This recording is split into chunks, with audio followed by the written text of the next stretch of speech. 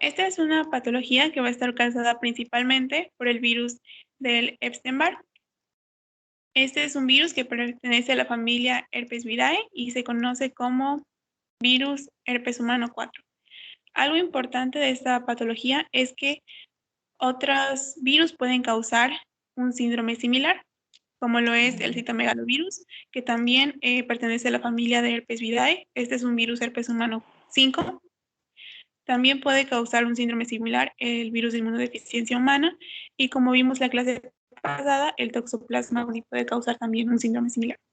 Las características de este virus es que va a ser un virus de doble cadena de ADN, va a estar envuelto por una nucleocápside icosahédrica y esta a la vez va a estar cubierta por una envoltura lipídica con incrustaciones de glicoproteínas que van a ser de importancia al momento de interactuar con las células de nuestro cuerpo. Este virus también tiene un tegumento, que es el que se ve en la imagen de negro y con como que rayitas naranjas, y va a medir de 180 a 200 nanómetros de diámetro. Siguiente. Bueno, la fisiopatología. Una vez que nuestro cuerpo entra en contacto con el virus, principalmente por la nasofaringe, va a haber una infección de las células de la capa basal del estrato intermedio del epitelio de la nasofaringe. Una vez que las células de la nasofaringe están infectadas, este virus va a infectar a los linfocitos B que se encuentran en el tejido linfoide subyacente al epitelio nasofaringeo. Una vez que infectan estas células, va a haber una proliferación por un tiempo indefinido. Pero ¿cómo van a infectar a los linfocitos B? Los van a infectar por medio de la unión del virus a la molécula CD21 del linfocito B. La glicoproteína que se va a unir a esta molécula va a ser la 350. Y una vez que se unen, pues el virus se va a internalizar, va a empezar la replicación de proteínas, etc. No solamente va a haber internalización del virus y va a haber una proliferación masiva de linfocitos B, sino que también los va a activar. Es importante que considerar la proliferación porque este virus del Epstein-Barr también es asociado a procesos cancerígenos. Entonces, una vez que activa los linfocitos B, va a haber una gran estimulación de la respuesta inmune de nuestro cuerpo. Y esta estimulación de la respuesta inmune es lo que va a producir las manifestaciones clínicas en nuestro cuerpo. Debido a esta gran estimulación, va a haber agrandamiento en diferentes órganos linfoides, como lo son los ganglios linfáticos y el vaso. Y también se van a producir anticuerpos, que estos anticuerpos son importantes para la detección y el diagnóstico de la enfermedad. Va a haber liberación de citoquinas, etc. Y algo característico de este virus es que va a activar a las células citosólicas TCD8 atípicas, también conocidas como células de Downey. Y estas células son células supresoras que también van a tener un papel importante en el diagnóstico. Siguiente. Ok, esta es una enfermedad de predominio mundial y se han hecho encuestas serológicas que han demostrado que la enfermedad o la infección por el herpes,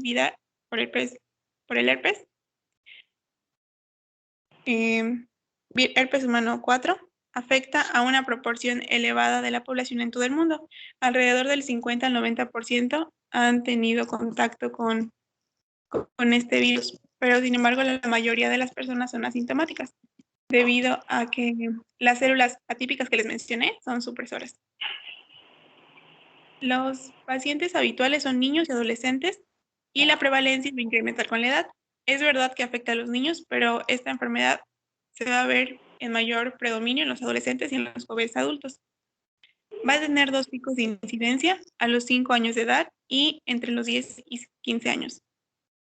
Y normalmente la infección primaria va a ser asintomática o va a presentar síntomas muy leves. En la infancia mayormente es asintomática y tiene un curso más benigno que durante la adolescencia. Y la infección se contrae en los comienzos de la vida, particularmente en los grupos socioeconómicos bajos. Siguiente. La transmisión va a ser oral, a través de la saliva de sujetos infectados con este virus Epstein-Barr. Algo importante es que se tiene que tener contacto íntimo para poder contagiarse. Y también se le conoce como la enfermedad del beso, debido a que la diseminación se facilita a través de la transferencia de saliva durante un beso. Y también se puede transmitir acerca de la saliva que se encuentra en las manos o en los juguetes de los niños que van a las guarderías. Y también se puede compartir, se puede contagiar cuando se comparten alimentos o también utensilios de comida.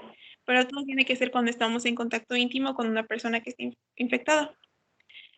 Y esto es debido a que es un virus que no es tan contagioso como otros padecimientos virales.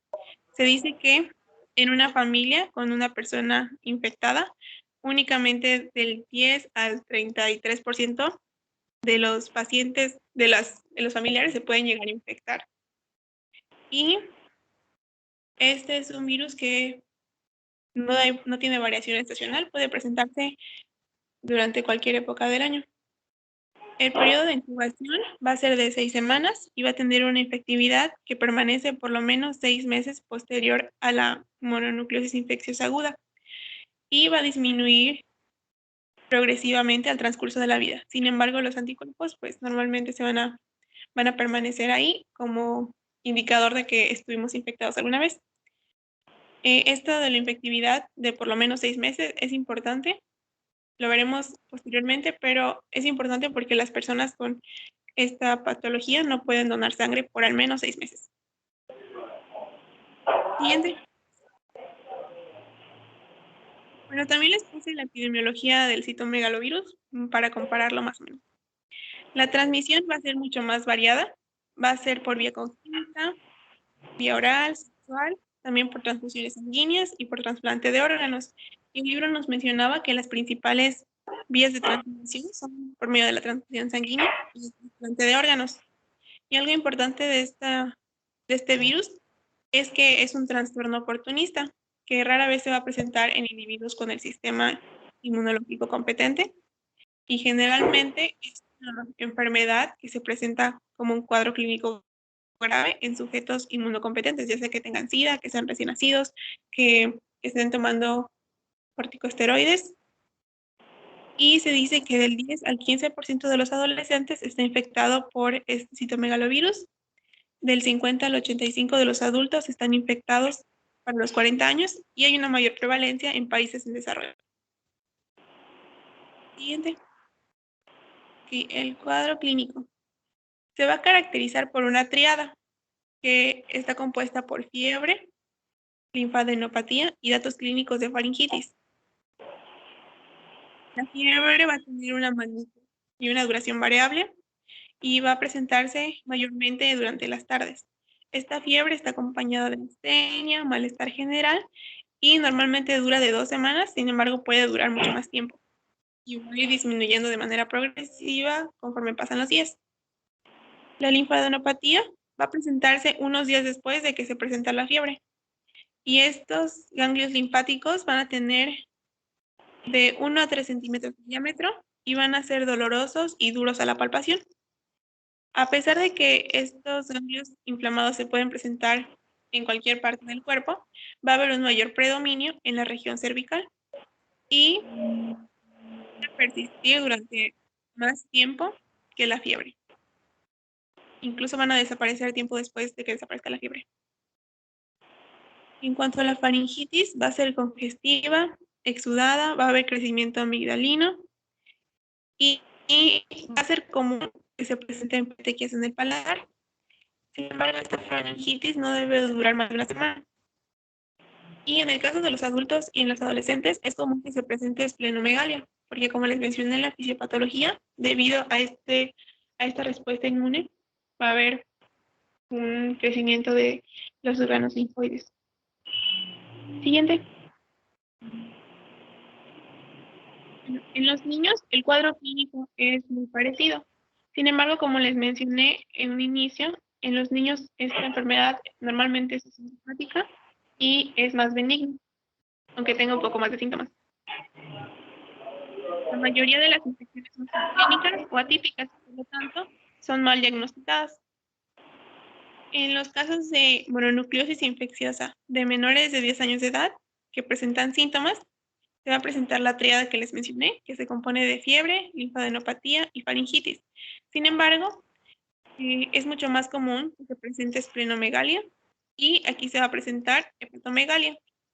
También es común que en los niños se presente un síndrome, una afección al sistema respiratorio superior que se acompaña de tos y secreciones nasales un poco purulentas en más del 50% de los casos.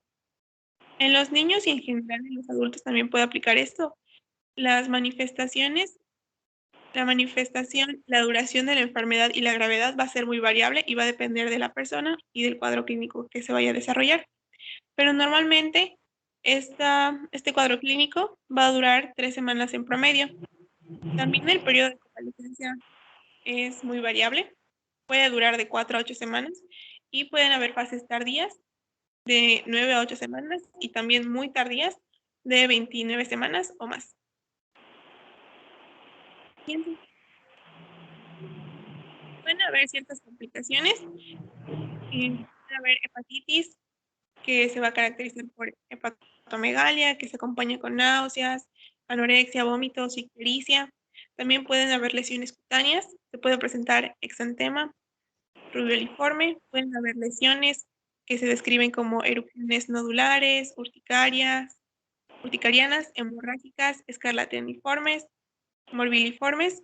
Y algo curioso de esta enfermedad es que cuando en las personas es mal diagnosticada y se receta antibiótico, van a presentar en el 70 al 90% de los pacientes un eritema extenso. También puede haber neumonía intersticial, puede haber ataque al sistema nervioso central que se puede presentar como meningitis aséptica, encefalitis. También puede haber ruptura del vaso, que si bien no es común que esto suceda, pues se puede dar y puede causar la muerte. Puede presentarse también púrpura trombocitopénica, miocarditis, pericarditis, orquitis. Ahora ya en el diagnóstico. Los criterios del diagnóstico son 3 fundamentalmente. En la biometría hemática tiene que aparecer linfocitosis y también tiene que haber una presencia de estos linfocitos atípicos en más del 10%. Y esta biometría hemática tiene que acompañarse con una prueba de serología para el Epstein-Barr. En la biometría hemática tiene que haber una linfocitosis de más del 50% y tienen que haber linfocitos atípicos, como les mencioné, de más del 10%. Y estos dos juntos van a hacer que esta prueba tenga una sensibilidad del 61% y una especificidad del 95% para la detección de este virus. En cuanto a los linfocitos, pueden haber de 10 a 20,000 por milímetro cúbico. Sin embargo, pueden incrementarse hasta 25,000 durante la segunda semana de la enfermedad, que es donde alcanza su pico. Los linfocitos atípicos o células de Downey son muy importantes porque estas células se pueden presentar en otros procesos infecciosos o en otras enfermedades.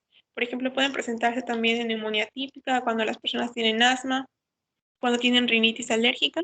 Sin embargo, estos linfocitos en estas patologías no se elevan tanto como en las mononucleosis infecciosas. Normalmente se elevan en menos de un 10%. Entonces, la presencia de estas células en más del 10% ayuda al diagnóstico. Y estos linfocitos tienen una duración en algunos casos de hasta 6 semanas.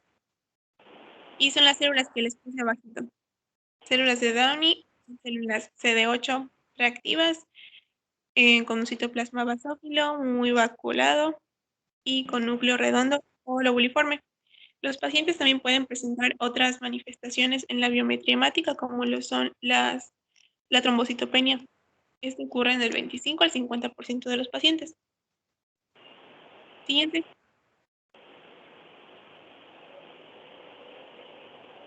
También es importante la prueba de detección de anticuerpos heterófilos. Estos anticuerpos heterófilos están presentes en nuestro cuerpo de manera normal. Sin embargo, durante diversas patologías se elevan. incluida la mononucleosis infecciosa. La prueba de Paul Bunel-Davidson es útil para la detección de estos anticuerpos. Esta prueba lo que hace es permitir la aglutinación de los anticuerpos heterófilos que se encuentran en nuestro suero con hematis de carnero o de caballo. Y los títulos que se consideran sugestivos del diagnóstico deben ser mayores de 70 o por aún de 1,160. Y esta prueba tiene una sensibilidad del 85% y una especificidad del 100%, es decir, que si sale negativa, pues podemos confirmar que no se trata de mononucleosis infecciosa. Sin embargo, es importante tener en cuenta la edad del paciente, porque estos anticuerpos heterófilos no se presentan en menor cantidad en niños. Y conforme son más chicos, pues la posibilidad o la probabilidad de detectar esos anticuerpos es menor. Por ejemplo, en los niños menores de 5 años, hasta un 50% no va a desarrollar anticuerpos heterófilos. Y en los menores de 2 años, solamente el 10 y el 30% van a desarrollar estos anticuerpos. Entonces, probablemente si son niños los que se presentan a la consulta con un cuadro sugestivo de nucleosis infecciosa, tal vez esta prueba no es la mejor. Sin embargo, en niños mayores de 4 o 5 años, el 90% de los pacientes ya va a empezar a presentar aglutininas contra los eritrocitos de carnero y pues la prueba sí puede ser útil. También esos anticuerpos heterófilos pueden servir para el diagnóstico diferencial porque no se presentan en otros herpesvirus. Por lo tanto, pueden ayudar a descartar el citomegalovirus cuando se tiene como posible caracterológica. Otra prueba de detección de anticuerpos heterófilos son el monotest y el monospot, que es una prueba también muy rápida y también creo que es más económica. Sin embargo, presenta una sensibilidad ligeramente menor que la de Paul Bunel-Davidson. Siguiente. Aquí les puse el test serológico de la infección, ya que también detectar otros anticuerpos puede ser útil al momento del diagnóstico.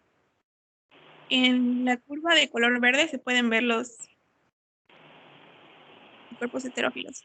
Nos damos cuenta, incluso empiezan a estar presentes unas semanas antes de que se presenten los síntomas y llegan a desaparecer hasta 5 meses después. Se puede detectar en 5 diferentes antígenos. Los antígenos durante la fase crítica o la fase de replicación viral pueden ser los IgM-EA y IgE. Estos dos son los que se encuentran en rojo y si nos damos cuenta, se encuentran presentes un tiempo antes de que se presenten y van desapareciendo de manera gradual. También hay anticuerpos contra la cápside viral y son los IgM-ACB y los IgACB. Y el IgM-ACB se encuentra presente también un poco antes de que se presenten los síntomas y alcanza su pico a las 4 semanas cuando los síntomas. Y el IgG es el que se encuentra en color moradito. Y estos alcanzan su pico también más o menos 4 o 5 semanas después de que se presentaron los síntomas. Y estos anticuerpos se quedan presentes en nuestro cuerpo y son los indicadores de que estuvimos en contacto con el virus. Y están los antígenos contra el núcleo nucleares de Epstein-Barr. Y estos son los que se encuentran en color rosita. Y si nos damos cuenta, estos empiezan a estar presentes incluso semanas después de que ya se presentaron los síntomas. Por eso es que estos anticuerpos no son útiles al momento de una detección de infección de fase aguda. Y estos también se quedan en nuestra sangre tiempo después de que ya sanó el paciente. Siguiente. Bueno, la metodología que se utiliza es la inmunofluorescencia indirecta. Y aquí les puse en un cuadro lo que significa la presencia de los anticuerpos en el suero. Si se presentan anticuerpos IgM que están dirigidos hacia la cápside viral, que son los que IgM-BCA, y también se encuentran presentes los anticuerpos IgG para la cápside viral. Se puede hablar de una infección primaria. Los IgG precoces se pueden encontrar en menores cantidades. Y los que no se encuentran son los que les dije que van contra el núcleo del Epstein-Barr, porque, como les mencioné, aparecen semanas después del inicio de los síntomas. Durante el periodo de convalescencia, únicamente se van a encontrar bien establecidos los IgG contra la cápside viral y los IgG precoces. Y en menor cantidad se van a encontrar los IgM contra la cápside viral, porque estos duran aproximadamente hasta la semana 6. Y empiezan a ser evidentes los IgG contra, son antígenos nucleares de Epstein-Barr. Queremos saber si alguien tuvo una infección pasada. Únicamente se van a encontrar positivos los IgG contra la cápside.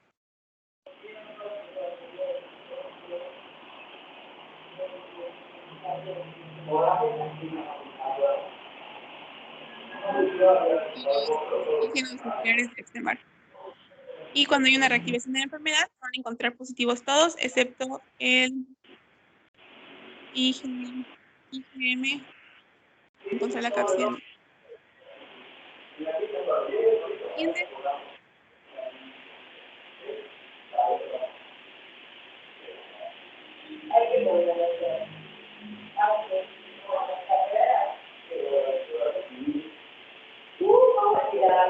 Siguiente, por favor. Ya estoy en el tratamiento para él. Esto no la veo. Bueno, en el tratamiento. Se ha llegado al consenso de que nada más se tiene que dar tratamiento sintomático a los pacientes con esta enfermedad. Y se debe mantener una adecuada hidratación y se puede dar también antiinflamatorios no esteroideos, como lo es el ibuprofeno y el paracetamol. También se le da recomendaciones a los padres con niños o con adolescentes, que es darle información acerca de los datos de alerta, como por ejemplo dolor abdominal y dificultad respiratoria, que pueden ser síntomas de neumonía, o también pueden haber problemas de ruptura de vaso, por ejemplo. Y es importante darles esta información debido a que si se presentan deben acudir de urgencia a la atención hospitalaria. Se deben evitar deportes de contacto durante al menos un mes a partir del diagnóstico para evitar contagiar a otras personas. También se debe tomar un reposo relativo durante el periodo que se presente la abstinencia y se deben evitar actividades con riesgos de caídas, por ejemplo el ciclismo, esto para evitar que se dañe más el vaso. Abajo les puse el tratamiento del citomegalovirus. En este caso sí se utiliza un antiviral y el de elección es el canciclovir. Sin embargo, hay otros también que pueden ser efectivos. El canciclovir o el foscarnacet. Y a pesar de que no se da tratamiento específico, se puede administrar prednisona en dosis de 1 a 2 miligramos por kilogramo al día durante 1 a 2 semanas, solo en caso de que se presenten las complicaciones que les puse ahí, como es obstrucción de las vías aéreas, anemia hemolítica, afección miocárdica, etc. Siguiente. Y ya por último, las medidas de prevención. No sé si se necesita que los pacientes se encuentren aislados por completo, porque como les dije, este no es un virus muy contagioso. Se requiere tener contacto muy íntimo con las personas, pues, pero sin embargo es recomendable no compartir vasos, utensilios. También se recomienda no donar sangre por lo menos 6 meses después de un episodio agudo, porque, como les dije, todavía está la fase de infecto contagiosa. Y al momento no se cuenta con vacuna contra este virus. El pronóstico es bueno, en la mayoría tiende a curación espontánea y no deja secuelas. Los pacientes, sin embargo, pueden tener un periodo de incapacidad muy largo, ya que los periodos de convalecencia suelen ser hasta de 2 meses, un poquito más. Y las complicaciones son muy raras, pero en caso de que se presenten, pueden llegar a causar la muerte o dejar secuelas importantes. Y ya, eso sería. Excelente, excelente estar ahí. A ver, vamos a ver. Con algunas preguntas vamos a reforzar algunas cosas. A ver qué tanto están prestando atención. La presentación estuvo muy completa y nos dijeron muchas cosas que son no estrictamente del tema, pero sí muy, muy relacionadas con el tema. Entonces, vamos a ver. Gustavo, no nos quite las diapositivas.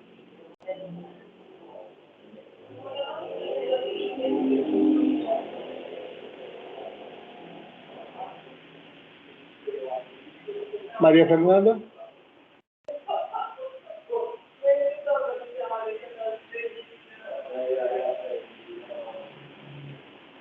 ¿Está María Fernanda?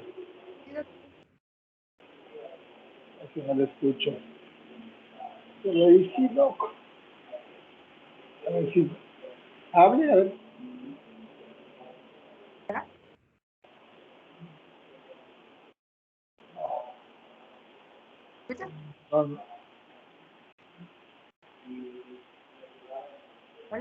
No, no le escuchamos, María Fernanda. No, sabemos que está ahí porque oímos que diga una sílaba. Carlos Dimitri. A ver cuando mejore su micrófono, María Fernanda. Carlos. Buenos días, doctor. ¿Se me escucha? Sí, te escucho, Carlos. ¿Por qué así tan apagado? Nada, ¿Qué es que es pasó de con ese mañana. ánimo? ¿Qué Es en la pasó con ese mañana, ánimo apenas. esta mañana? Sí, apenas ando Un cafecito. despertando. Bueno, pues vamos a hacer un ejercicio de calentamiento para que entres con fe al día. A ver, Carlos, recuérdame que es un síndrome.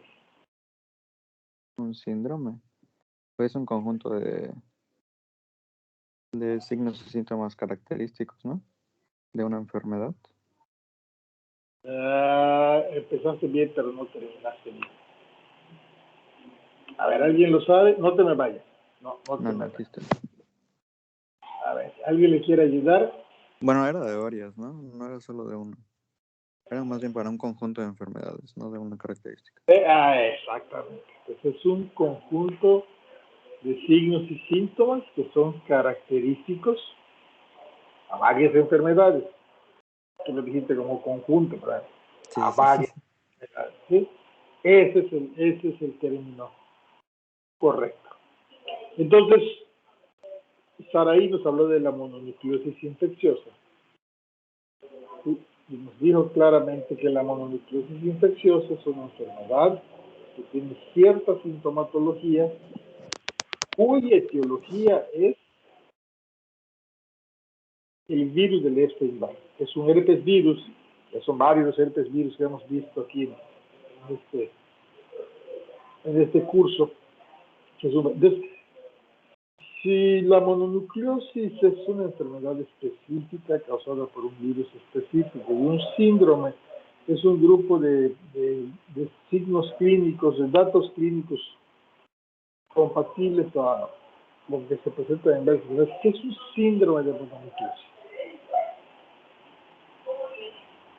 ¿Qué es un síndrome de mononucleosis? Exactamente. Lo dijo de alguna manera Sarai.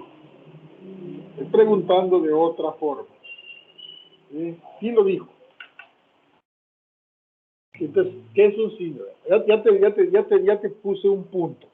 La mononucleosis infecciosa es una entidad clínica bien definida cuyo agente etiológico es el virus de Epstein-Barr y tiene ciertos criterios diagnósticos. pero por ahí existe un tema, una cosa que se llama síndrome de mononucleosis. ¿Qué es un síndrome de mononucleosis? Pues supongo que se refiere a, pues algo como ya dije, un conjunto de enfermedades que tengan signos y síntomas similares a la mononucleosis. Pues así ya, con ayuda estamos bien. ¿Cuáles nos dijo Saraí?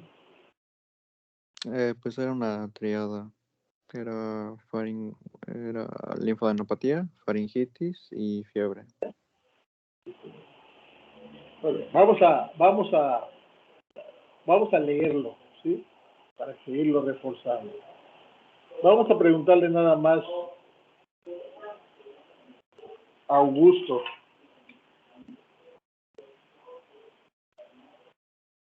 No te me vayas, Carlos, ¿eh? No, doctor, aquí estoy. No, aquí contigo no voy hasta el final para que agarres en junio el día. ¿Sí? Ok, Pero doctor. vamos a preguntarle a Augusto, que nos ayude, Augusto. Augusto,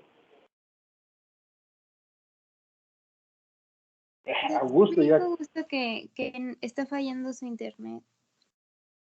no está conectado Augusto entonces. Diana, ¿te habló? Diana.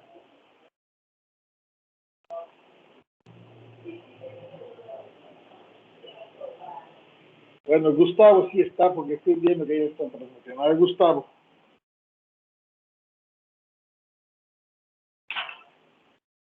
Gustavo. Sí, doctor, dígame. A ver, ya nos dijo Carlos que bueno, yo les dije que la mononucleosis es una entidad específica causada por un agente etiológico bien determinado. Pero por ahí les dijimos que hay un término que se llama síndrome de mononucleosis y Carlos nos dijo que el síndrome es un grupo de signos y síntomas. Y si hay un síndrome de mononucleosis, pues nos dijo que es los actos clínicos de la mononucleosis pueden ser presentes en otras enfermedades que no son mononucleosis, ya no se llama mononucleosis, pero que presentan datos clínicos similares. Y Saraí nos dijo varios. Recuérdame cuáles son, Gustavo. Dime Era, algunos. recuerdo que mencionó el citomegalovirus, el VIH y el la toxoplasmosis. VIH es uno. ¿Cuál es el otro? La que vimos la pasada, la provocada por toxoplasma, y el citomegalovirus. Citomegalovirus. Bueno, eso nos dijo. Hay más, ¿eh? Hay Okay. más. Pero esos son los principales, son los más frecuentes. Vamos a leer unos parrafitos de alguna cosa para reforzar este término y luego nos vamos a ir a los criterios diagnósticos, porque como son varias enfermedades que son muy comunes, infecciosas en este caso, ¿no? Aquí es muy importante que apliquemos los criterios de laboratorio que nos dijo Saraí, porque con la clínica difícilmente los vamos a distinguir. Pues aquí necesitamos aplicar los criterios de laboratorio para poder distinguir entre la mononucleosis infecciosa propiamente dicha y las otras, ¿sí?, que se parecen mucho, digamos, pueden ser iguales, pero que no son causadas por el virus del ébola. Entonces vamos a leer unos pedacitos de un artículo que tengo acá para ir reforzando esto, porque les garantizo que va a venir un caso clínico de esto en el examen. ¿Ya están viendo el artículo? ¿Lo ven o solo ven una pantalla sin nada? Sí se ve. Ya se ve, doctor. Entonces, Carlos, tú me vas a ayudar. Aquí donde dice introducción, Carlos, léeme este pedazo de donde dice introducción aquí, mira. Ok, doctor. El síndrome Es de lo que tú me... mononucleosis. Sí. El síndrome de mononucleosis infecciosa se caracteriza en grado variable por la presencia de fiebre de inicio reciente o hinofagia, con o sin exudado faríngeo, adenopatías cervicales y en los casos característicos por linfocitosis atípica. Ya, entonces, eso es lo que caracteriza al síndrome de mononucleosis, ¿sí? Y síguele cuando dice diferentes condiciones. Diferentes condiciones han sido asociadas para este síndrome, aunque más del 80% de los casos pueden, creo que se ha cortado, pueden ser atribuidos a la infección aguda por virus Epstein-Barr. Las causas tradicionales del síndrome incluyen la infección por virus Epstein-Barr y, doctor, creo que lo veo cortado. No, dice o. No está cortado, no puedo. No, ok. Las causas tradicionales del síndrome incluyen la infección por el virus del Epstein-Barr o la preinfección por el virus del VIH. ¿Vale? La infección aguda por Toxoplasma gondii en pacientes inmunocompetentes y las infecciones por el virus herpes humano 6. Sin embargo, esta lista puede aumentar o disminuir. ¿Sigo? Sí. Sin Sin embargo, embargo, esta lista puede aumentar o disminuir. Sí no alcanzo a leer. Sí, si se considera o no el criterio de la linfocitosis atípica. Y la duración de la fiebre. Por ejemplo, las infecciones agudas por no alcanzo a leer. ¿Qué dice adenomegalia? Por adenovirus. Adenovirus, Corynebacterium diphtheria, Streptococcus pyogenes, virus influenza A y B, rubiola, hepatitis A y Coxiella burnetii. Participan en el diagnóstico diferencial durante los primeros días de evolución. Bien, entonces, ¿qué es lo que estamos viendo aquí? Está un poco telegrafiada tu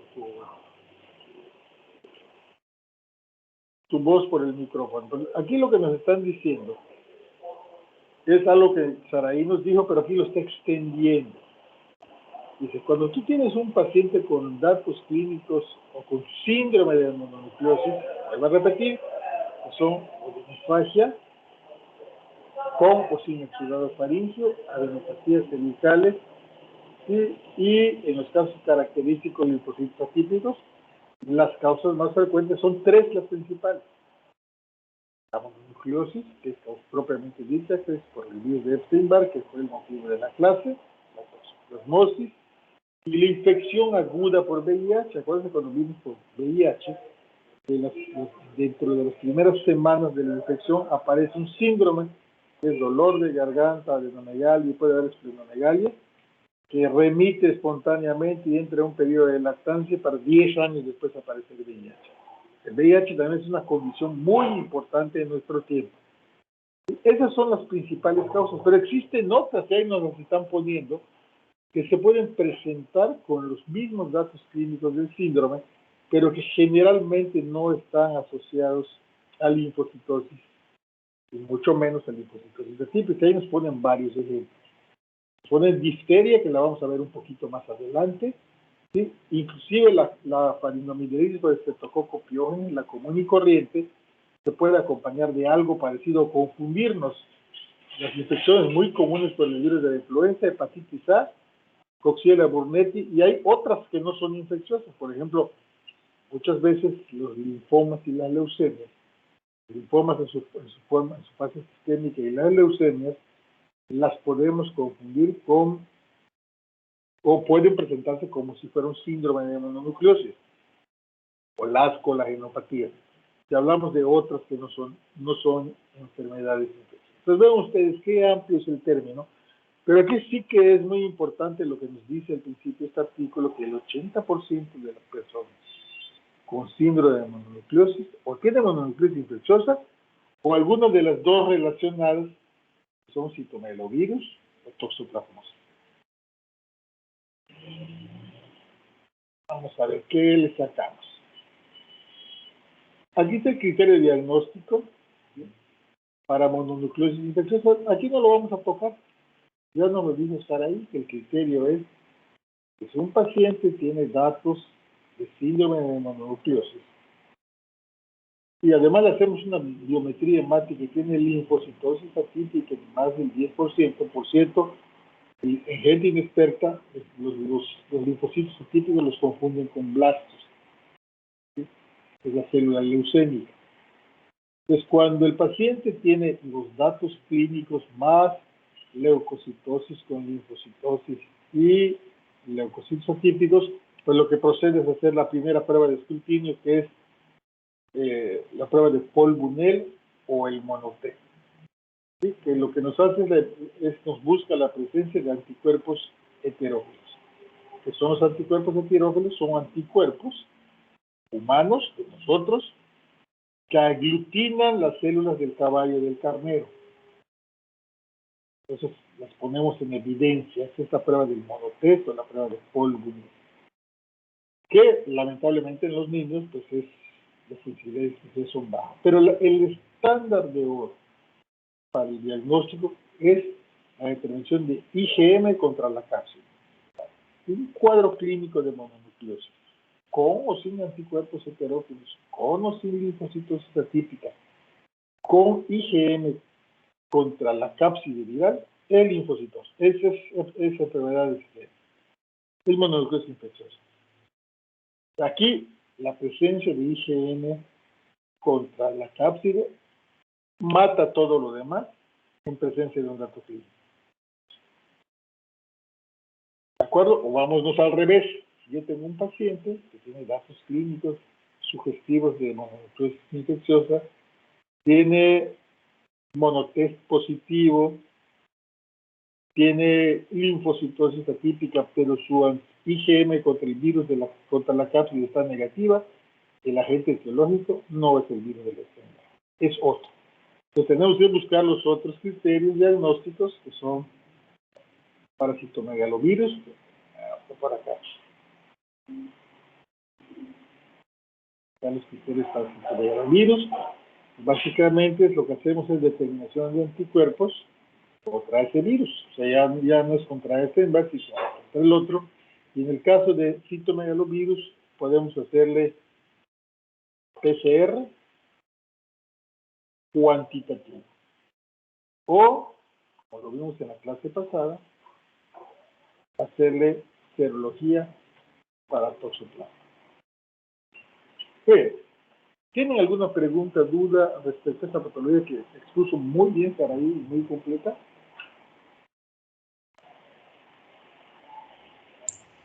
No, doctor. ¿No?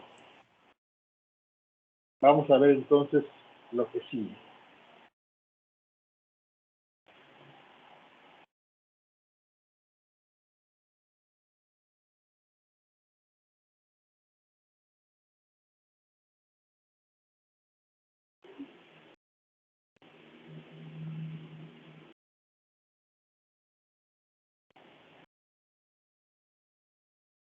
Mari Carmen,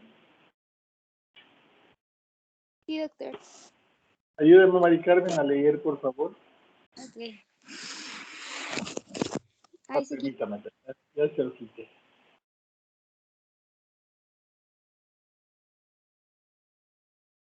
No encuentro mi razón.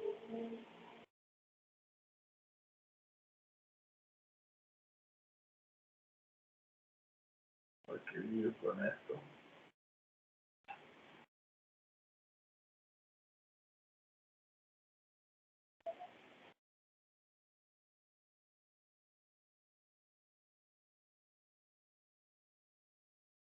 Ahí está. ¿Ahí lo ve?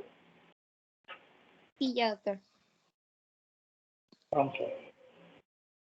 Paciente de 11 años de edad, escolar, sexo masculino, mestizo, que es traído por su padre a consulta porque el niño se quejaba de cefalea intensa.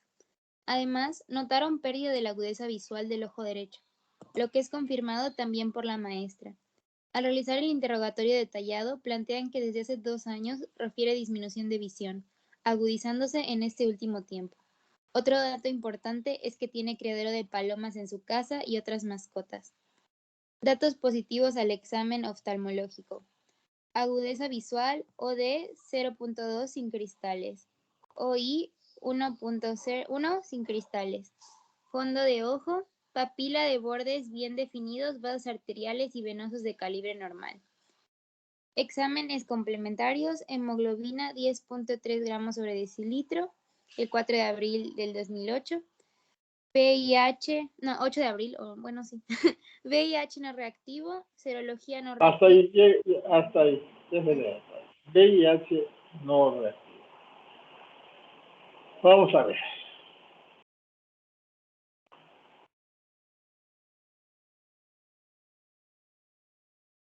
A ver, ¿quién quiere quemarse? Está fácil.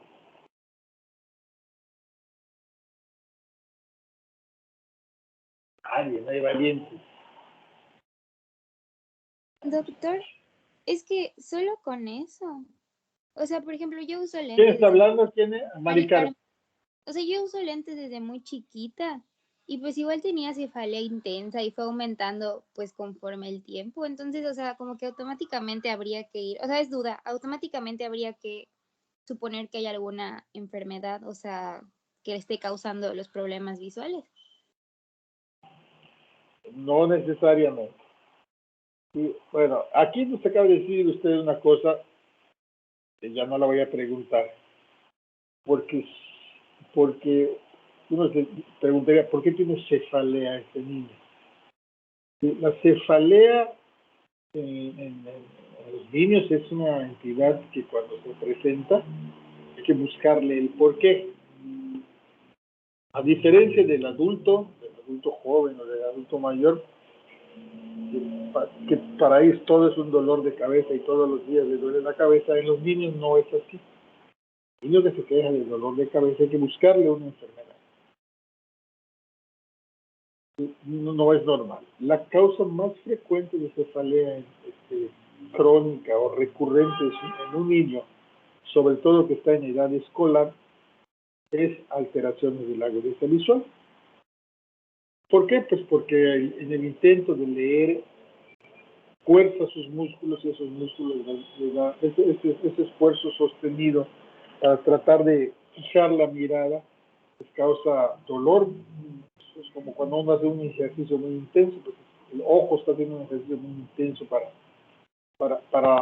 tratar de mejorar la visión y eso causa cefalea. ¿Sí? Entonces aquí hay una cosa, este niño tiene cefalea que no mucho tiempo atrás, y como usted bien lo dice, lo que hay que hacer es ver si no tiene un defecto de refracción. Pero podemos encontrar otra cosa.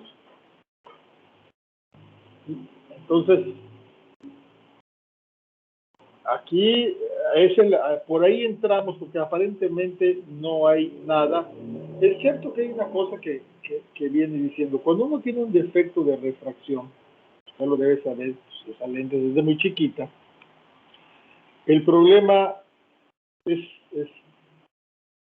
de toda la vida, o sea, desde que uno nació, nada más que uno lo empieza a hacer evidente cuando alguien se da cuenta o cuando no pueden hacer algo que le piden, y eso regularmente sucede cuando entran a la escuela, antes no. O sea, es posible que un niño nazca sin visión en un ojo y se ande tropezando o voltea a ver muy frecuentemente para fijar con el ojo, pero es posible que no se den cuenta, que digan, así es, ¿no? Y esto lo empieza a notar cuando de alguna manera empieza a aprender cosas en las que necesita la visión binocular.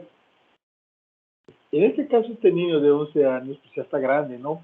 Ya puede decir si está perdiendo o no la agudeza visual. Entonces, lo que está pasando con este niño es que aparentemente veía pues lo suficientemente bien y la maestra notó que este niño estaba perdiendo la agudeza visual. Y eso sí, que ya no va con un defecto de refracción. O sea, ¿por qué tendría que perder la agudeza visual por un defecto de refracción a los 11 años de edad? ¿Cuándo sucedería esto? Puede ser por un trauma, puede ser por un tumor, o puede ser por una infección. No hay vuelta de hoja. Ya le dije las tres entidades. Traumatismo, infección o tumor. Desde luego, cualquiera que sea la situación, obliga a que le hagamos una exploración del ojo. ¿Sí está claro? Sí, doctor. ¿Sí? Bueno, entonces, en este caso, tenemos un niño de 11 años, que el dato cardinal aquí, ¿cuál es? Ya, a ver, vamos a ver, ¿a quién le vamos a preguntar? Ya les dije yo mucho, ¿eh? Vamos a ver a José Sebastián. A ver, José, ¿qué harías con este paciente?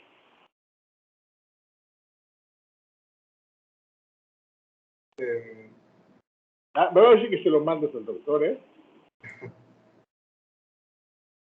Tú eres el doctor.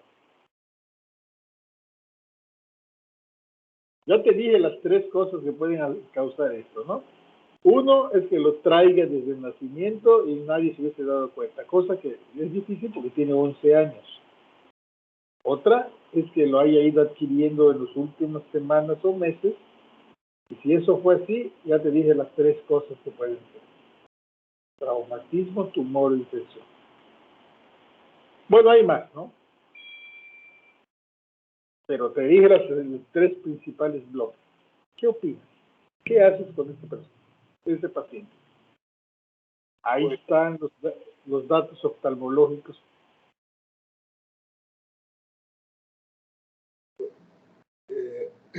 Pues a lo mejor, la primera opción que era la de que esté empezando a perder, que ya haya nacido así o que hubiera tenido problemas desde muy pequeño, pues está como difícil porque como usted mencionó, usted tiene 11 años y ya podría haberlo visto con anterioridad. O los padres se hubieran dado cuenta de ello. Y pues podría ser un tumor a lo mejor, pero pues igual para la edad como que no es muy frecuente. Entonces, por ejemplo, en este caso tiene el criado de palomas, pues lo presenta un poco de infección. Entonces, ¿qué le hacemos?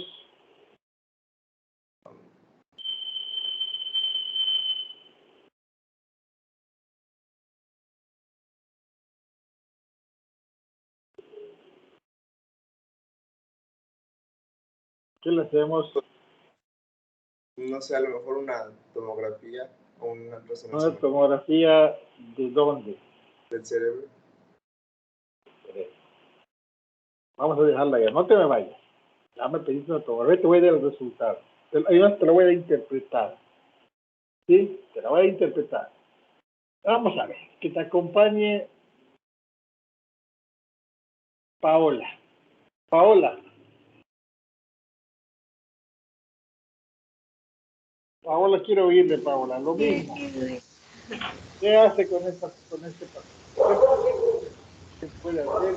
¿Qué sería la ruta que usted seguiría? Vamos a poner que usted es pediatra. Cuando los dos son... ¿Qué hacemos?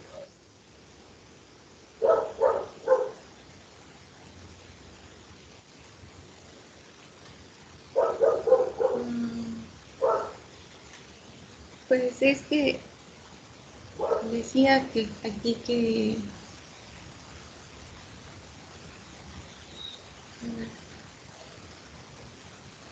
pues tiene mascotas, o sea, algún factor de riesgo puede ser que tiene mascotas, o sea, dice que un criadero de palomas en su casa.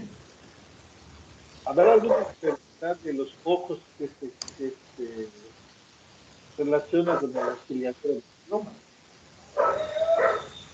Otras palomas viven en el zoológico, ¿no? Viven en el Centenario.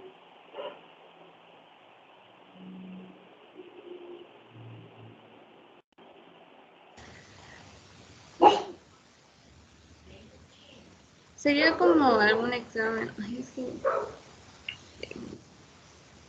No se preocupe, deje que le revise.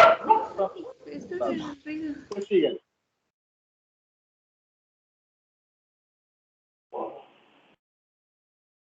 Bueno, en lo que regresa Paola, José, ya le hicieron la tomografía, está negativa, está normal.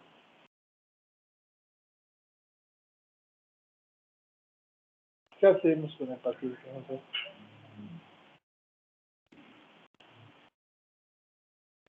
sé. Te voy a dar chance que se lo mandes a otro doctor. ¿A quién se lo mandaría? Al oftalmólogo. Exacto. Eso es muy... Aquí acabas de dar, esa es la clave. Pero se lo tienes que mandar con una sospecha diagnóstica, ¿sí? Por lo menos no le vas a poner que es un defecto de refracción, eso es muy importante. Aquí necesitamos la ayuda del oftalmólogo. Porque ¿cuál va a ser la diferencia entre que lo exploremos nosotros y explore el oftalmólogo, José? ¿Qué es lo que no podemos hacer? No estamos capacitados, la gran mayoría de los médicos, que sí puede hacer el oftalmólogo.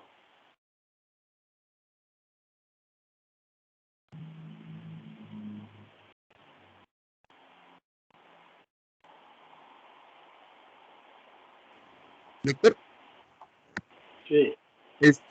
o sea, es que mencionas que el fondo de ojo pues tiene vasos arteriales y venosos normales. Entonces, no sé si por allí se descartaría lo que es el tumor, aunado con lo que mencionó usted de que... Exactamente. Ah, bueno, sí. La presencia del tumor, entre comillas, yo dije tumor, ¿eh? Yo dije tumor, pero hay otras cosas que acompañan la presencia de un tumor. Sí, acompañando a la agudeza visual, pérdida de la agudeza visual, puede haber cambios en el fondo de ojo.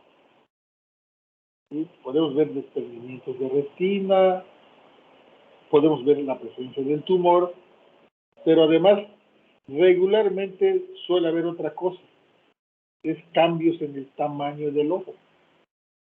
La presencia del tumor hace que haya proptosis habitualmente, porque la cuenca del ojo pues, está justo ajustado al tamaño del ojo, y cuando algo empieza a crecer ahí, además del ojo, pues entonces empieza a quedar ojón la persona, ¿no? Entonces es una cosa muy importante que de entrada no parece ser, yo se los dije porque, bueno, estrictamente no todos los tumores pueden tener una proptosis, pero eso es un dato que orientaría en este caso, pero parece no tenerlo. Y además parece que no ha tenido un traumatismo.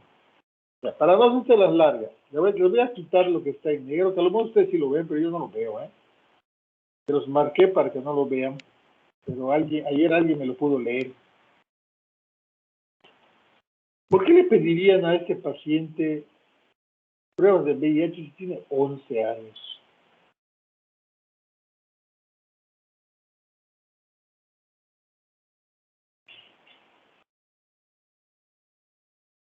Quizá para ver si es inmunocompetente. Le pedirían pruebas de VIH, se le pide serología para VIH para ver si es inmunocompetente. Ahí está. Esto es lo que les dijo el oftalmólogo, miren.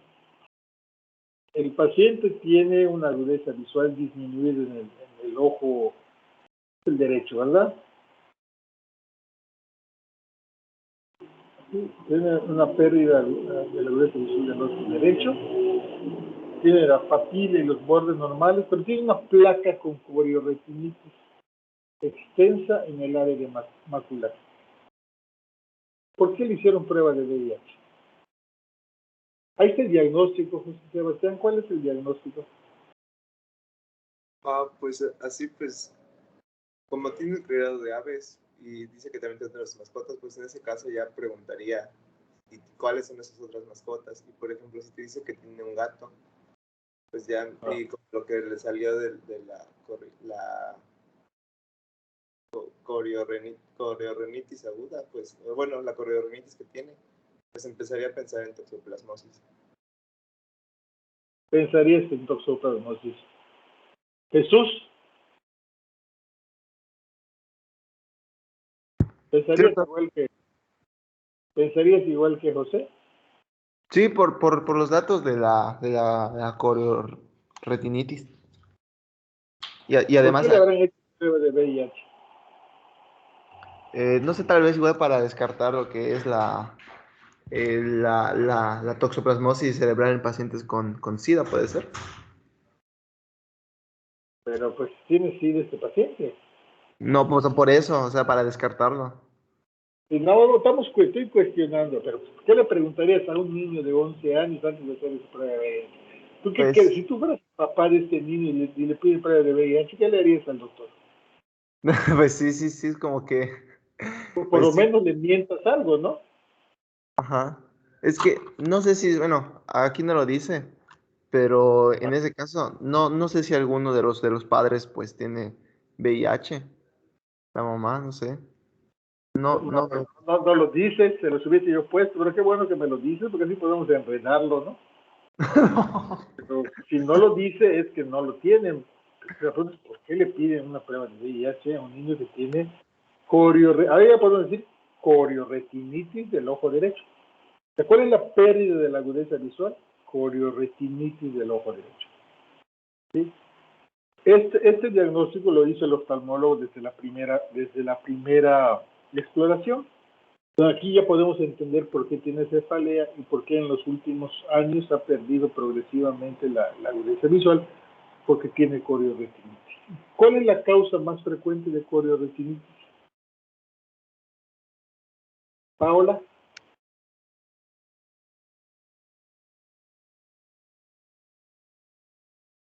La corioretinitis adquirida, por cierto, ¿no? La congénita. Paola se nos fue. ¿Cuál es la causa más frecuente de corioretinitis, José? La verdad, lo desconozco. ¿Cuál? ¿No es el toxoplasma congénito? No lo recuerdo. La toxoplasmosis adquirida también causa corioretinitis. Y la causa más frecuente de corioretinitis es la toxoplasmosis adquirida. Acuérdense que cuando vimos la clase ayer, nos dijeron que estaba la variante, que no estaba la enfermedad febril, ¿sí? La fiebre ganglionar, la forma grave que podía cursar, forma grave aguda que podía cursar con todas las itis, ¿sí? Y estaban las formas localizadas, y entre las formas localizadas estaban la cerebral, que era muy común en el paciente con VIH, y estaba la ocular, la corioretinitis. La causa más frecuente de corioretinitis adquirida es la toxoplasmosis. No es la única, también lo puede hacer citomegalovirus. Y también lo puede hacer otros virus, ¿no? Otros herpevirides. Pero la más frecuente es toxoplasmosis. Entonces, eso sería una toxoplasmosis hasta no demostrar lo contrario. Ahí estamos cuestionando, ¿por qué a un niño de 11 años le pidieron una prueba de VIH? Eso sería correcto. Pues se la pidieron, ¿no? ¿Qué hubiese pasado si esta prueba hubiese estado positiva, Jesús, para VIH? ¿Sería la misma enfermedad o sería una segunda enfermedad? Una primera enfermedad con una complicación. Pues tal vez el VIH, ¿no? Como tal que causa todo esto, No, ¿no? no, es toxoplasma. Acuérdense que toxoplasmosis era en el adulto joven un marcador, una enfermedad definitoria de VIH, un marcador. Eso llamamos, enfermedad definitoria es un marcador. Tuberculosis y toxoplasmosis son marcadores de esa enfermedad cuando se presentan en forma atípica, ¿no? Pero, ¿cuál sería la primera condición para que un niño de 11 años pudiera tener VIH? Pues estoy regresando a otros temas, porque son muy importantes. Estamos discutiendo un caso. Irving, sí, ¿qué le preguntarías antes de hacerle su prueba de VIH a un niño? O si ya se visita y salió positiva, ¿cómo le llegó allá a Irving?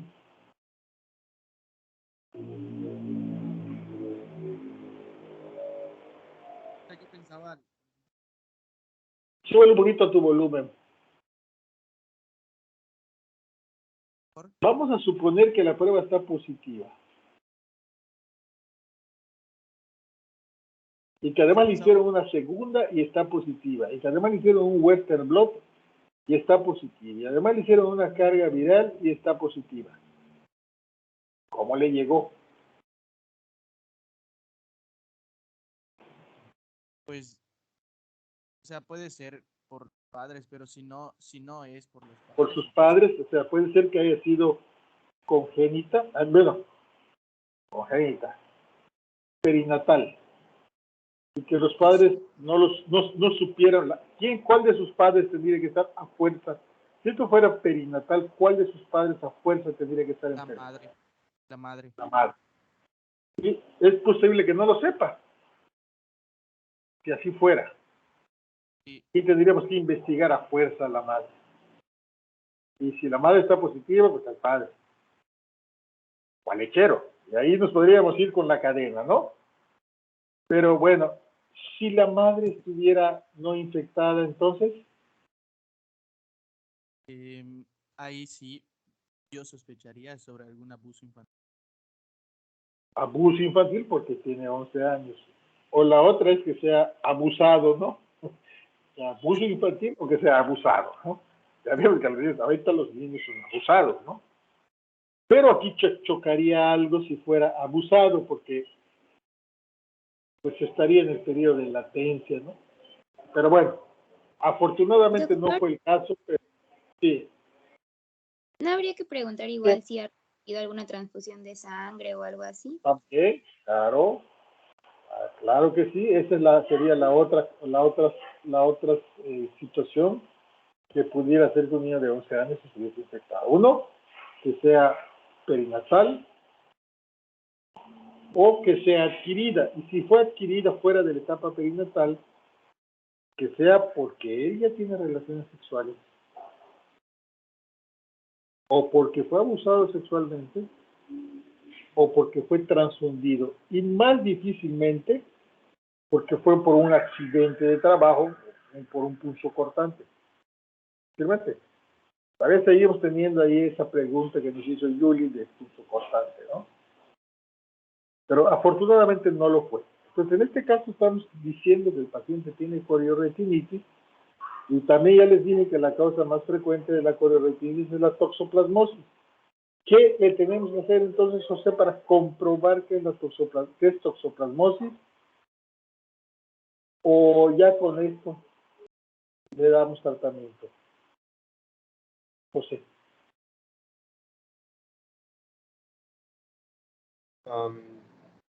Las pruebas de inmunoglobulina. Jesús.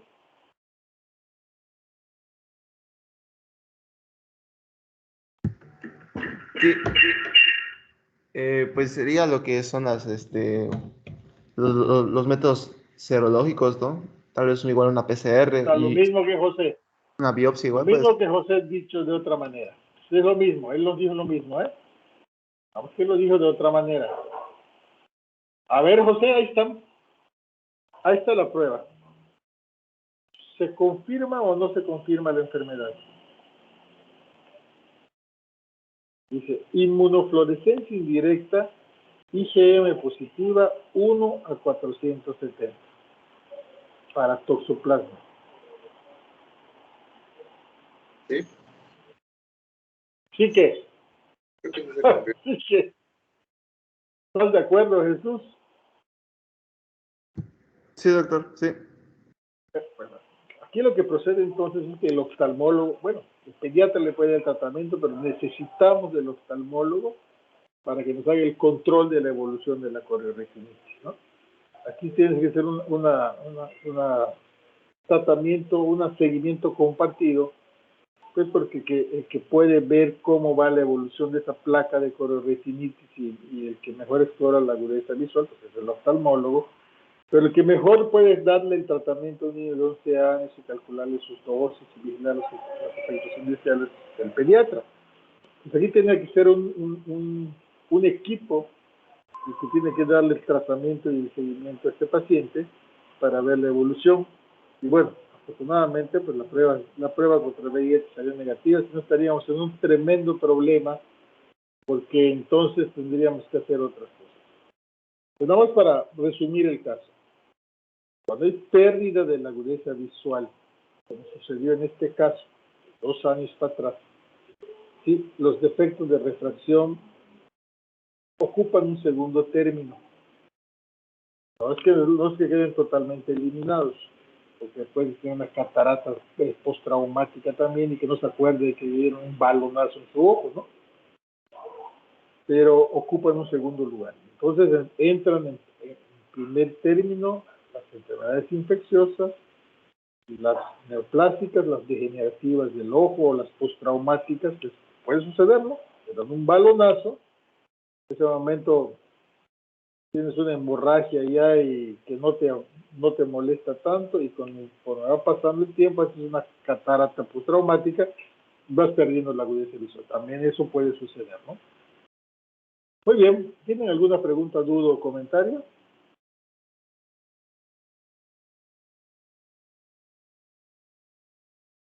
Pues el No. siguiente tema, hasta agotarlo, hasta las 10 de la mañana, sin parar. Aquí no debe haber tanto problema porque ya vimos todas las enfermedades diarreicas y esta nada más es una enfermedad diarreica un poco especial, que la vemos aparte, que tiene su relevancia epidemiológica, pero no deja de ser una enfermedad diarreica. Adelante con cólera. Sí, doctor, en un momento proyecto.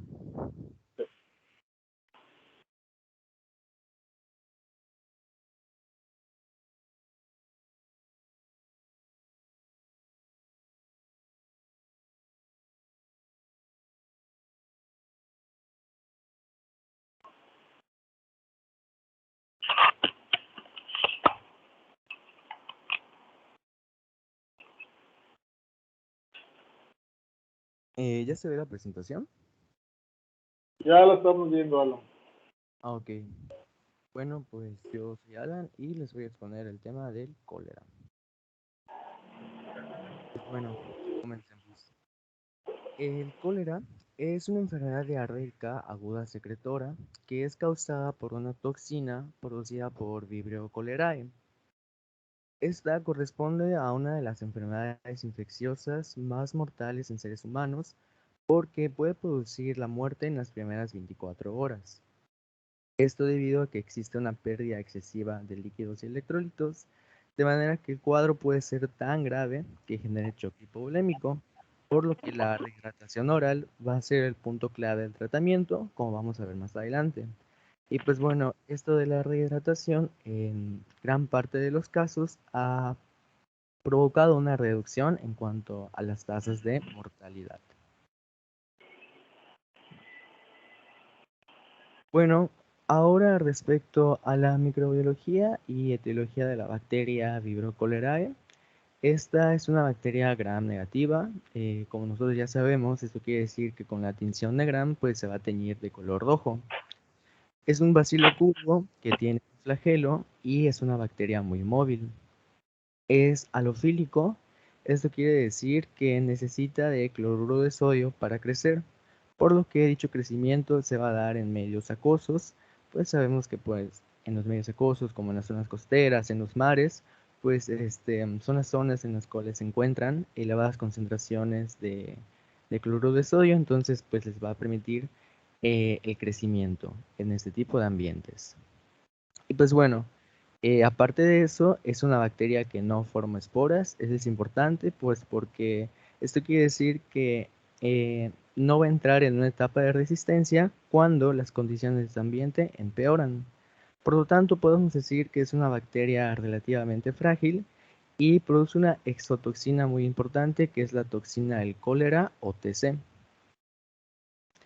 Y bueno, existen alrededor de 200 serogrupos de la bacteria Vibrio cholerae, pero solamente el serogrupo O1 y O139, que este O pues es con base al antígeno que tiene la bacteria, solamente el serogrupo O1 y O139 pues van a estar asociados a la enfermedad del cólera en los seres humanos. Específicamente, el serogrupo O1 se va a subdividir en dos biotipos, que son el biotipo ELTOR y el biotipo clásico. El biotipo clásico ya casi no existe en la actualidad, pero sació a grandes pandemias de cólera en el pasado. Actualmente, pues en el mundo, el que se encuentra con más frecuencia o el que es más predominante es el biotipo ELTOR. Por otra parte, el serogrupo O139 es el serogrupo patógeno más reciente descubierto. Aproximadamente se descubrió en 1992 y se asocia principalmente a epidemias y pandemias en Asia. Y bueno, un poquito más acerca de esta bacteria, pues tenemos que de manera normal el Vibrio cholerae va a vivir en la parte externa de mariscos y microorganismos como el plancton, por lo que podemos decir que esta bacteria vive en agua salada, pues como ya les mencioné en la diapositiva anterior, pues necesita de las concentraciones de cloruro de sodio para crecer. Y pues bueno, de hecho diferentes estudios han demostrado que la bacteria se encuentra en casi todas las zonas costeras del mundo. Y bueno, esto es importante debido a que hay muchos casos de personas que han consumido o que consumen mariscos mal cocinados que están infectados con Vibrio cholerae y en ellos se produce la enfermedad del cólera. Por ejemplo, en los ostiones u ostras, en general la cantidad de víveros que pueden ser contenidos es muy alta, por lo que van a representar un mayor riesgo de contraer la enfermedad, ya que a menudo son consumidos fríos y desde su extracción del mar hasta el momento de ser consumidos, se mantienen en congelación. Esto va a garantizar una sobrevida de varios días a semanas. Y bueno, como está también en la diapositiva, su sobrevida suele prolongarse en medios fríos, pero por lo contrario ya en temperaturas muy altas, alrededor de los 60 grados centígrados, pues esto va a proporcionar o a propiciar la fragmentación de la bacteria. Sin embargo, si estamos hablando acerca de las pandemias o epidemias de cólera, estas no se van a relacionar estrictamente con el consumo de mariscos, sino que en estos casos se va a producir mediante una transmisión diferente. Ese tipo de transmisión es la transmisión fecal oral, que pues bueno, en este caso, si una persona está infectada con la bacteria Vibrio cholerae, esta puede producir, bueno, mencionaba la literatura que puede producir alrededor de 20 deposiciones en 24 horas con una concentración de 10 a la 9 de Vibrio cholerae por mililitro. Por lo tanto, los seres humanos de manera individual van a ser la principal fuente de transmisión de la bacteria Vibrio cholerae. Entonces, bueno, estas deposiciones que tienen grandes cantidades de las bacterias van a entrar en contacto con el agua, que pues bueno, esta agua puede ser consumida por los seres humanos, o bien esta agua puede ser utilizada para lavar los alimentos. Y es bueno, de esta manera se produce la transmisión de la enfermedad, que es vía fecal oral.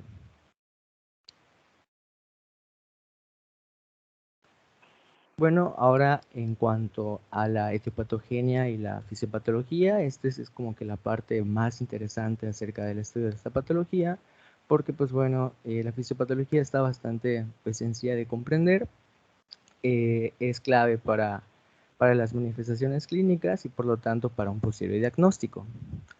Pero pues bueno, entonces tenemos que la bacteria llega al aparato gastrointestinal. En el aparato gastrointestinal es donde se va a encontrar el primer contacto con las defensas del organismo o del hospedero. Debido a la acidez gástrica, el pH del estómago, que es relativamente bajo, pues va a ser suficiente para poder destruir a la bacteria, porque como les mencioné hace rato, es relativamente frágil. Pero claro, todo va a depender de la carga bacteriana que la persona ingiera cuando consume el alimento contaminado o el agua. Entonces, si son elevadas concentraciones de la bacteria que son ingeridas, a pesar de que el medio gástrico puede eliminarlas, pueden haber unas cuantas que logren pasar al intestino delgado y ya en el intestino delgado puedes hacer su mecanismo de patogenicidad. Sin embargo, también hay que tener en consideración a las personas que tengan algún defecto en la producción de ácido clorhídrico o que tengan una hipocloridria, perdón.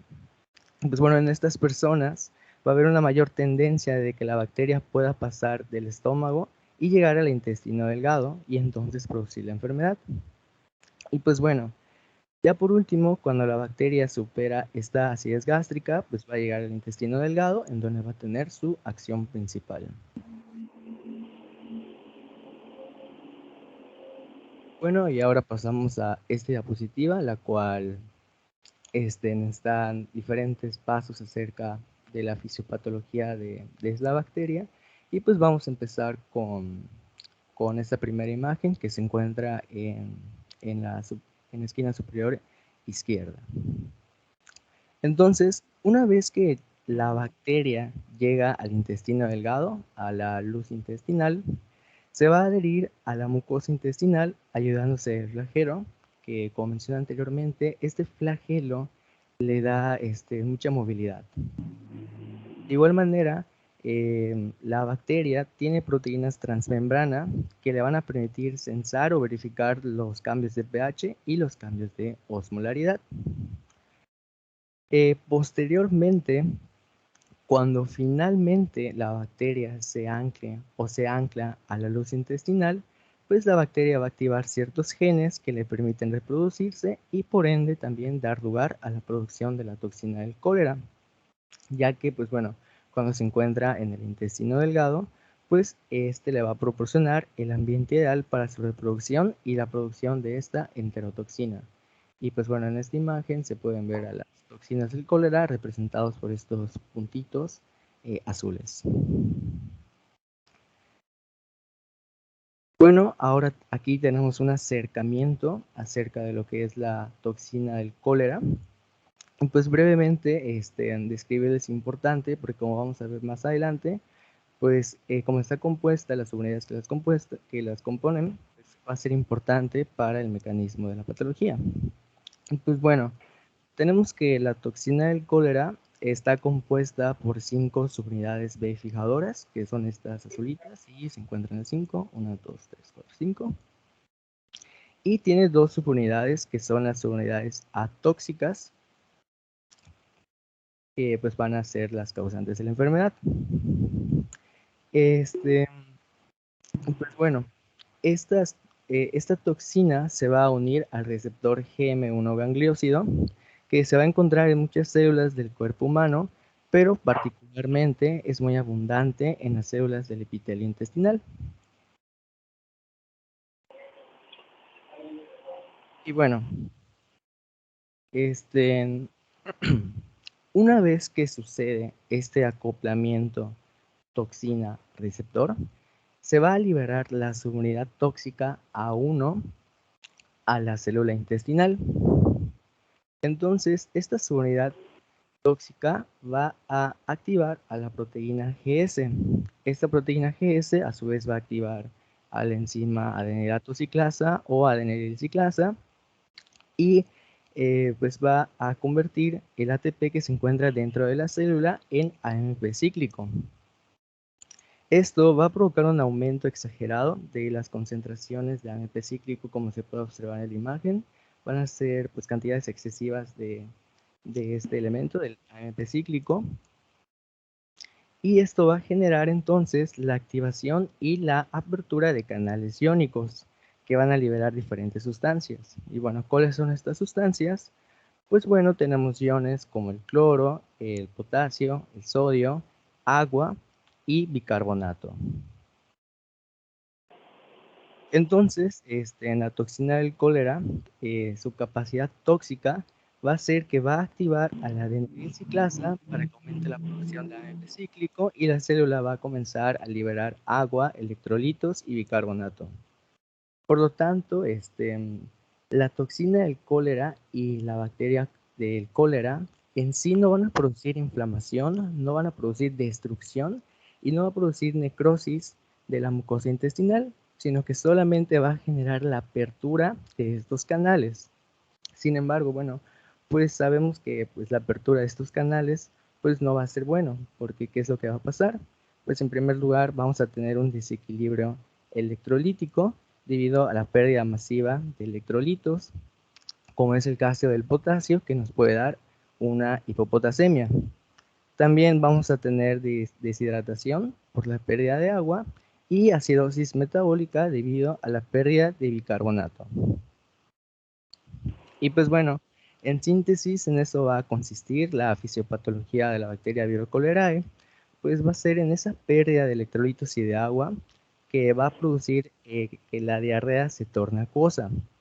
Y por lo tanto, como no hay destrucción, no hay alteración de la mucosa, pues la persona puede hidratarse, reponer los elementos perdidos vía oral y el aparato intestinal va a ser capaz de poder absorberlos.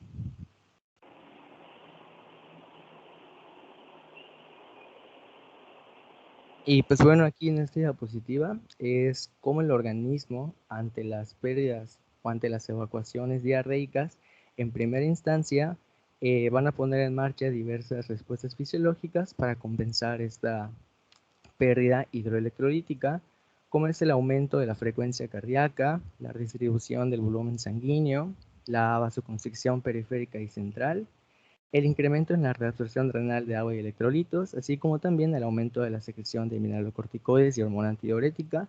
Todo esto pues para tratar de reabsorber todo el agua posible y pues no se llegue al estado de choque, específicamente pues de hipovolemia.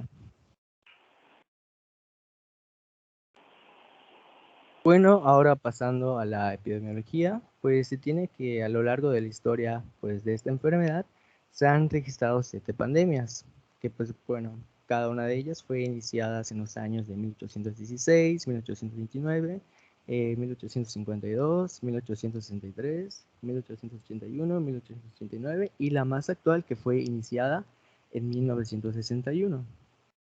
Y pues bueno, ya en el caso de nuestro país, en México, el primer brote de cólera apareció en el mes de junio de 1991 en una población rural del Estado de México, que es específicamente San Miguel Totomalaya. Y pues bueno, en este año se extendió a 17 estados y se confirmaron 2.690 casos y 34 defunciones, como también está aquí en esta representación del Kumate. Posteriormente, entre los años de 1991 y 1995, tenemos que el cólera se extendió en todo el país con tendencia ascendente del número total de casos. Como podemos observar, en 1991 fueron 2.690 y para 1995 ya teníamos 16.430 casos de cólera en todo el país. Y pues bueno, se vio que existió una mayor tendencia en aquellos estados de la costa del Golfo, como Chiapas, Yucatán, Campeche, Tabasco, Veracruz, etcétera, ¿no? Y pues bueno, ya posteriormente, entre 1995 y 1999, pues la tendencia, pues como podemos observar, fue disminuyendo en un amplio espectro. De manera que para 1999 teníamos un número de casos de 9 registrados y para el año 2000 ya teníamos solamente 5 casos. Posteriormente, en el 2001, se reportó el último caso de cólera en el país y pues este caso fue en Jalisco. Y ya cerca del periodo de incubación de la bacteria, este suele ser de 2 horas a 4 días y el periodo de contagiosidad puede prolongarse hasta 3 semanas. Y pues bueno, aquí ese es un estudio que se realizó el cólera, de los casos de incidencia en el país. Esta estadística la saqué no fue de la guía de práctica clínica, fue de un estudio que se realizó del IMSS acerca pues de la incidencia de casos de cólera. Pero pues bueno, ese estudio es limitado porque pues ya es un poquito antiguo, fue de 1991 al 2012. Sin embargo, pues se puede observar cómo a partir del año de 1999, cuando solamente teníamos 5 casos, pues ya la curva, perdón, se aplanó. Y en cuanto al boletín epidemiológico, pues también tenemos de que pues no se han registrado casos en lo que va del año en ninguno de los estados que se encuentran en la República Mexicana, así como que pues bueno, ya en Yucatán tampoco pues, se han registrado algún número de casos.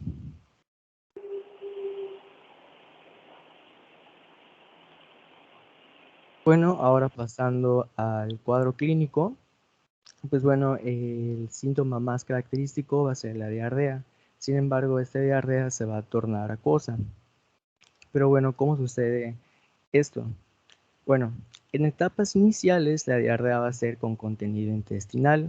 Esta va evolucionando y se va a volver más clara y acuosa, más líquida, hasta que adquiere un aspecto blanquecino, que tiene un aspecto de agua de arroz, que es como por lo general siempre se le ha comparado. Además tiene la característica de que tiene un olor fétido, es decir, un olor a pescado. Y pues bueno, aquí en la imagen tenemos a dos cubos, dos cubetas, las cuales podemos observar las evacuaciones de pacientes con cólera y pues se puede observar la característica pues, de esas evacuaciones que son blanquecinas y se puede observar el aspecto de agua de arroz.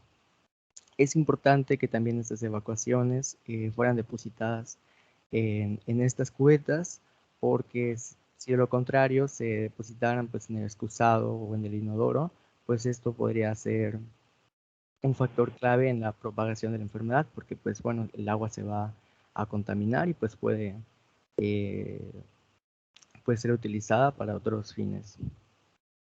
También es común encontrar que el paciente curse con vómitos y en el paciente también se mantiene afebril e hipotérmico.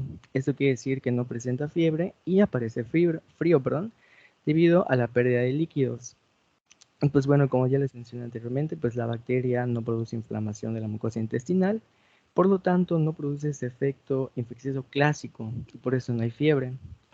También puede haber calambres y molestias abdominales, ojos hundidos, y la piel se torna oscura debido a la hiperperfusión y se pierde la turgencia.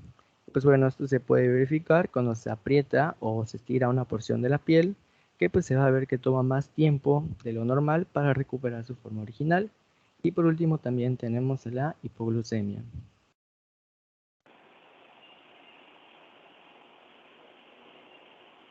Bueno, como parte de las complicaciones, en primer lugar tenemos pues el estado de choque, esto pues ya se les había mencionado previamente, y pues es debido a la pérdida de volemia a través de las evacuaciones. También tenemos el desequilibrio hidroelectrolítico, que pues también se va a dar por la pérdida de electrolitos, y pues se puede manifestar la hipopotasemia, que pues puede dar lugar a espasmos del músculo estriado, delirio, arritmias cardíacas, entre otras cosas. También tenemos la acidosis metabólica, la cual va a ser secundaria tanto a la pérdida exagerada de bicarbonato como al estado de choque. Y pues bueno, aquí la clave va a ser la administración de líquidos y bicarbonato, porque van a corregir con rapidez esta alteración. Y pues bueno, no solamente pues van a corregir lo que es la acidosis metabólica, sino también lo que es el desequilibrio hidroeléctrico y el estado de choque. También en algunos casos, en casos graves, se puede presentar la respiración de Kussmaul. Esta respiración está asociada a estos estados de acidosis y se puede presentar también en el caso del cólera debido a la pérdida de bicarbonato que va a hacer que se produzca pues, el estado de acidez. La característica de la respiración de Kussmaul va a ser que va a haber una inspiración profunda y rápida asociado a los estados de acidosis metabólica y pues va a ser un esfuerzo del aparato respiratorio para tratar de liberar la forma de dióxido de carbono en sangre, pues está haciendo que, y pues eso está haciendo que pues que disminuya el pH. De igual manera puede haber insuficiencia renal y en casos donde se produzca el estado de choque puede haber necrosis tubular. De igual manera puede haber neumonía por aspiración del vómito. Eso quiere decir que pues la persona vomita, pero pues este vómito puede ser broncoaspirado y finalmente producir una neumonía. También tenemos al cólera seca. Esta es una forma inusual del cólera, donde el líquido se va a acumular en la luz del intestino y pues se puede presentar un colapso circulatorio y muerte si no se atiende. Y ya por último la complicación que tenemos pues es la mortalidad, que pues bueno, en este caso se produce cuando los pacientes no son tratados, pues las tasas de mortalidad se ven incrementadas.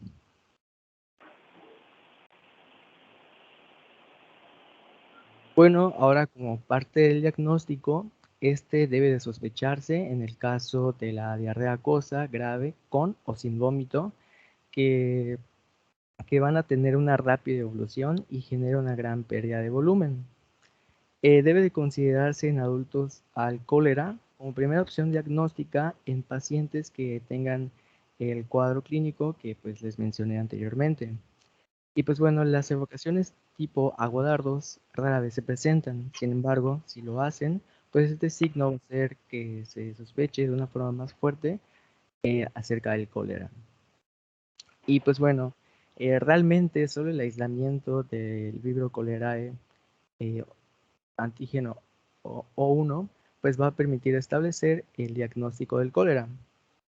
Y pues bueno, en el caso de un brote epidémico, los casos con las manifestaciones clínicas previamente descritas pues deben considerarse como cólera y recibir la atención correspondiente. Fuera del brote epidémico, es conveniente investigar en grupos seleccionados esta posibilidad, específicamente en zonas de alto riesgo, sin dejar de considerar otros microorganismos productores de exotoxinas que pueden causar manifestaciones clínicas semejantes. En cuanto a los estudios de laboratorio, son útiles el coprocultivo y el cultivo de vómito.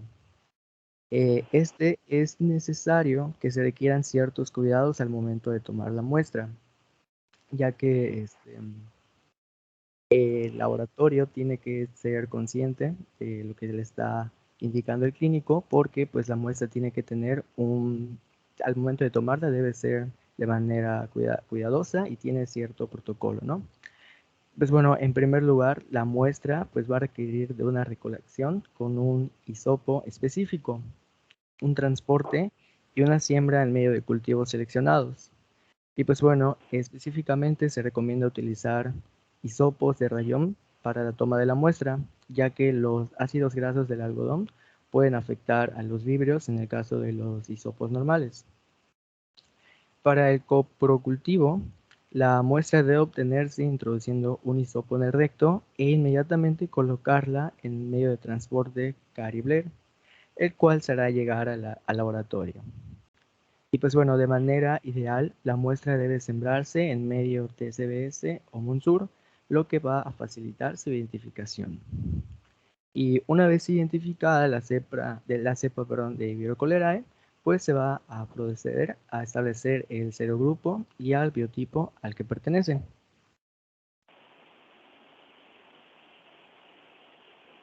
Bueno, ahora en cuanto al tratamiento, la verdad es de que de esta enfermedad es bastante sencillo porque va a consistir en la rehidratación y la reposición de electrolitos. Esto se debe hacer por vía oral siempre y cuando se pueda.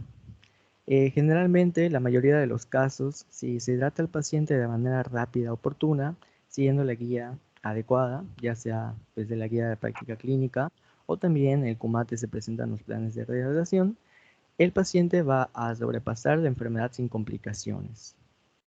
Ahora, en pacientes con una diarrea grave, pues se puede utilizar la vía parenteral, o sea, por vía intravenosa, la administración de líquidos, específicamente en situaciones en las que hayan pues vómito intenso, alteración del estado mental y choque hipovolémico. De igual manera, la alimentación y la nutrición son importantes, ya que permite una rápida recuperación clínica e intestinal. Ella además es importante para tratar de evitar o limitar los daños nutricionales que ocasiona el cólera. Y pues bueno, en el caso de los lactantes, la administración de leche materna no debe suspenderse y debe estar acompañado con hidratación oral. De igual manera, en los infantes, la suplementación de zinc y de vitamina A, perdón, está recomendada. Específicamente porque se ha visto que el zinc disminuye las evacuaciones y así como el volumen. Y pues bueno, de manera secundaria tenemos el tratamiento con antibióticos. Pero bueno, lo principal es de que el tratamiento de la enfermedad sea la rehidratación y la reposición de electrolitos y glucosa. Ya luego, si pues no hay respuesta o el paciente está cursando pues ya más grave, pues ya se debe contemplar los antibióticos. Y pues bueno, tenemos a las tetraciclinas como la doxiciclina. Se le debe administrar 300 miligramos en una dosis única. También tenemos fluorquinolonas como la ciprofloxacina, de 1 miligramo en una dosis única. Y los macrólidos, como por ejemplo la acitromicina, de 12.5 miligramos cada 6 horas por 3 días. Y pues bueno, posteriormente, en cuanto a la profilaxis, pues está demostrado que si se trata de dar tratamiento antibiótico para los brotes epidémicos, no es recomendable, ya que pues realmente no hay una ayuda y en cambio se iba a propiciar la aparición de las cepas resistentes.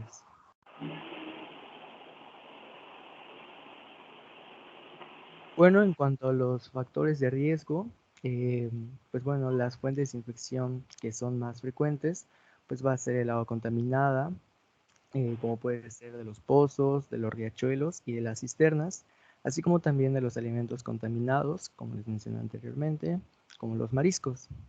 Y pues bueno, también se pueden contaminar las redes de agua entubada y pues esto ha dado origen a brotes epidémicos de gran magnitud y de ahí la enorme importancia de la cloración pues, del agua, ¿no? Y también otro de los factores de riesgo, pues se ha visto que tener un grupo sanguíneo O, pues se han descrito algunas alteraciones de la inmunidad innata, como en la proteína BEP y FB1, asociadas a mayor susceptibilidad al cólera. Y pues bueno, un estudio genómico realizado en Bangladesh, pues demostró regiones genéticas relacionadas codificantes a canales de potasio que se logró asociar a predisposición del cólera. Y bueno, ya casi para finalizar, pues tenemos la prevención, que pues la prevención, ya les mencioné, es un paso de las enfermedades gastrointestinales, como hemos visto anteriormente.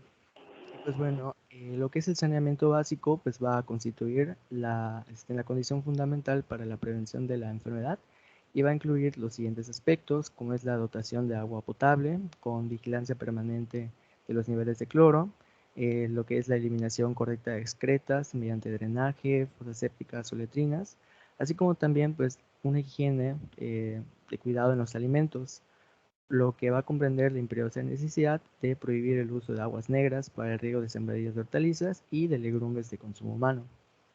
Pues bueno, aquí también el libro, el Combate, pues se nos mencionaban acerca de las medidas que debe de realizar uno ante un brote epidémico, como son pues informar a la población sobre la existencia del brote, un consumo de agua hervida o clorada, de propiciar el lavado de manos con agua y con jabón, evitar el consumo de alimentos en la vía pública, lavar adecuadamente con agua y jabón lo que son las frutas y las verduras, consumir los alimentos cocidos o fritos, evitar el fecalismo al aire libre y en los casos de diarrea líquida abundante, pues ir al médico o ir al servicio de médico de inmediato.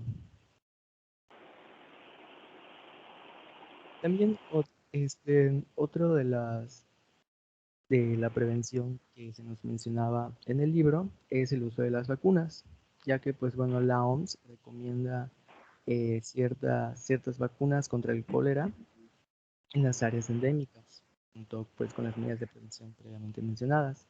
Y pues bueno, a nivel internacional hay dos vacunas, que es la WCRBS, la cual contiene células enteras muertas de varios biotipos y serotipos de Vibrio cholerae O1, junto con una subunidad B de la toxina recombinante. También tenemos a la vacuna bivalente de células muertas enteras. Pues en este caso va a contener células muertas enteras de varios biotipos y serotipos de Vibrio cholerae O1 y O139, con una subunidad B de la toxina del cólera suplementaria. Y ya por último, el pronóstico, bueno, en el caso de que se presente el cólera y si el tratamiento del cólera es el adecuado, pues va a permitir la curación en el 97 a 99% de los casos en muy pocos días. Pues esto ha dejado de ser, por tanto, pues lo que era anteriormente las grandes epidemias que se dan del cólera, cuando la letalidad llegaba hasta el 60%. Sin embargo, para que sea el éxito terapéutico, pues esto va a depender del cumplimiento de varios requisitos, como son importante el diagnóstico y el tratamiento oportunos, ya que pues en circunstancias críticas en los pacientes con esta enfermedad, pues pueden evolucionar a una diarrea acuosa con una rápida evolución.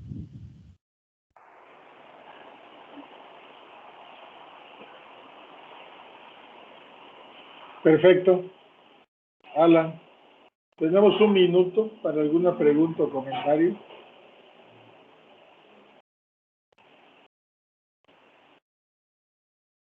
Nadie. Bueno, aquí hay un tiempo de que ya no hay tiempo de que yo les pregunte, pero lo veremos con oportunidad. Julie. Sí, doctor.